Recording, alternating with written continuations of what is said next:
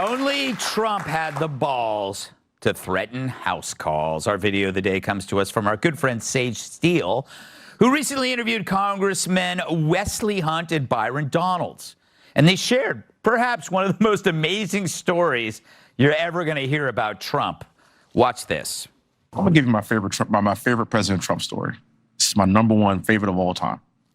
When we were negotiating with the Taliban, while President Trump was still the president, President Trump wanted to get out of Afghanistan, but he wanted a conditions-based withdrawal, meaning that you do what we tell you to do, and then we will start pulling troops back slowly as long as you abide by our rules.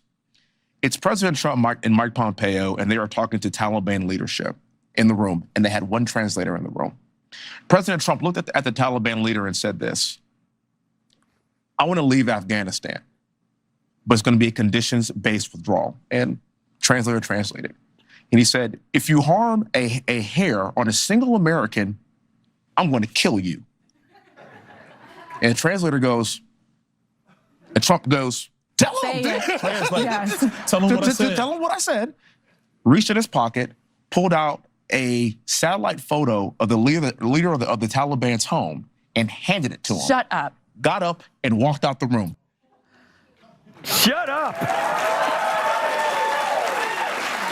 Now, whatever you think of Trump, he knew how to motivate people, right?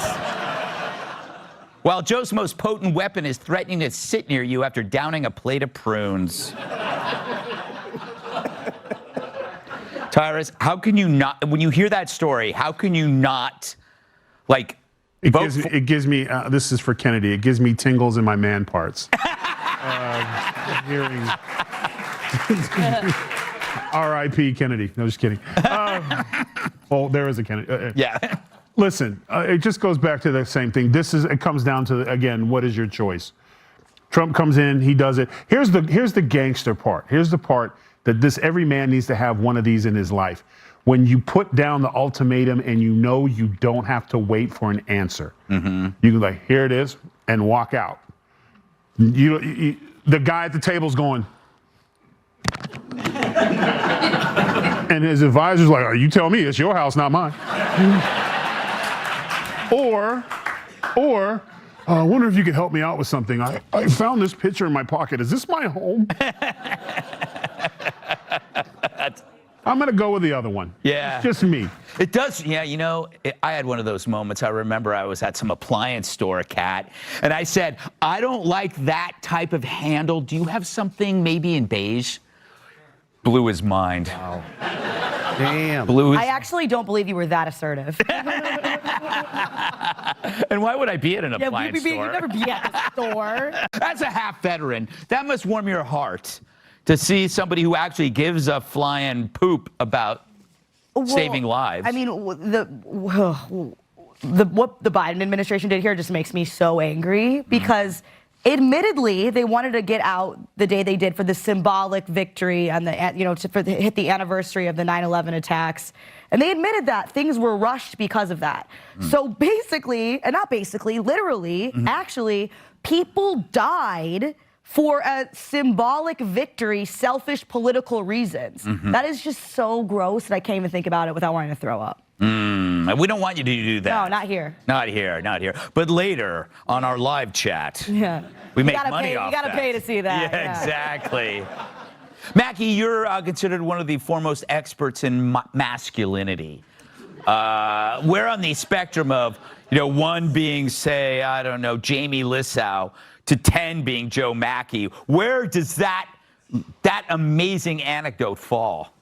That's an 8.5. That's in your John Turturro range right there. Greg, Trump was great at dealing with foreign adversaries in his first term. The problem was he dealt with domestic adversaries in his first term by putting them in his cabinet. Yes. And the good thing about Trump is that when they messed up, he fired them. Joe Biden didn't fire anyone, and when the disaster of the collapse of Afghanistan happened, instead of apologizing and firing people, they sold it as an evacuation. And the problem was it wasn't supposed to be and evacuation. That's like saying the Titanic was a success because they made a movie about it. Like, oh, you guys are gonna go down all right in history.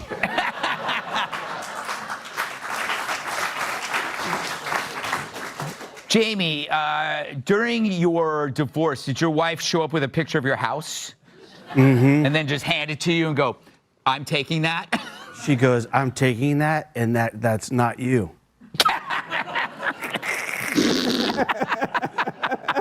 Yeah, did you, by the way, this is a little frustrating for me because, like, Trump does this whole picture thing.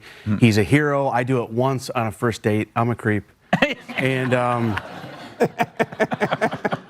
she goes, I got to get home, and I know. I go, I know, feed your dog.